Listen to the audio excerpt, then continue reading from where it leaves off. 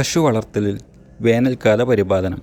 പരമ്പരാഗതമായി നമ്മൾ വളർത്തിയിരുന്ന നാടൻ ഇനങ്ങൾക്ക് ഉയർന്ന താപപ്രതിരോധ ശേഷിയും നമ്മുടെ കാലാവസ്ഥയ്ക്കനുസരിച്ച് ജീവിക്കാനുമുള്ള കഴിവുണ്ടായിരുന്നു.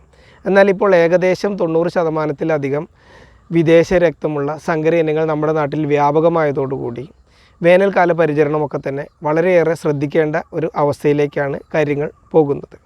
100% തൊഴുത്തു നിൽക്കുന്ന പശുക്കൾക്ക് 24 മണിക്കൂറും 365 ദിവസവും എപ്പോൾ ആഗ്രഹിക്കുമ്പോഴും കുടിക്കാവുന്ന രീതിയിൽ വെള്ളം മുന്നിലുണ്ടാവണം എന്നുള്ളതാണ് വെള്ളത്തിനെക്കുറിച്ച് ഏറ്റവും പ്രധാനമായി നമ്മൾ മനസ്സിലാക്കേണ്ട ഒരു കാര്യം.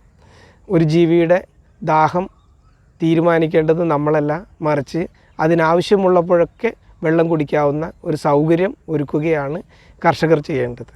ഇനി വേനൽക്കാലവുമായി ബന്ധപ്പെട്ട് നമ്മൾ നേരിടുന്ന മറ്റൊരു പ്രശ്നം വേനൽക്കാലത്തിൻ്റെ ചൂടുമായി ബന്ധപ്പെട്ട് പശുക്കൾക്കുണ്ടാകുന്ന അസ്വസ്ഥതകളാണ്. പലപ്പോഴും തൊഴുത്തുകളിൽ നോക്കി കഴിഞ്ഞിട്ടുണ്ടെങ്കിൽ രാവിലെ ഒരു 9-10 മണി ആകുമ്പോഴേക്കും പശുക്കൾ അമിതമായി കിതയ്ക്കുകയും വായിൽ നിന്ന് നുരയും പതയും വരികയൊക്കെ കഴിയുന്നത് കാണാം. പ്രത്യേകിച്ച് സങ്കരയിനം പശുക്കളിലാണ് നമ്മളിത് കണ്ടുവരുന്നത്. ഇതിനെ പ്രതിരോധിക്കാനായി നമുക്ക് ചെയ്യാവുന്നത് തൊഴുത്തുകളിലെ താപപ്രതിരോധ ശേഷി വർദ്ധിപ്പിക്കുക.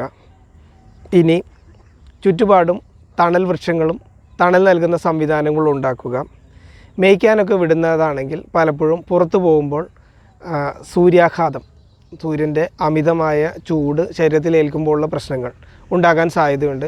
അതുകൊണ്ട് തന്നെ ശരാശരി ഒരു 10 മണിക്കുള്ളിൽ, രാവിലെ ഒരു 9-10 മണിക്കുള്ളിൽ മേയ്ക്കാൻ വിട്ട മൃഗങ്ങളെ തിരിച്ച് തൊഴുത്തിലെത്തിക്കുക. വൈകുന്നേരം ഒരു 3 മണിക്ക് ശേഷം, വെയിലാറിയതിന് ശേഷം മാത്രം വീണ്ടും മേയ്ക്കാൻ വിടുക. ഇനി തൊഴുത്തുകളിൽ ശ്രദ്ധിക്കേണ്ട മറ്റൊരു കാര്യം ഫാനിൻ്റെ ഉപയോഗം കൂടിയാണ്.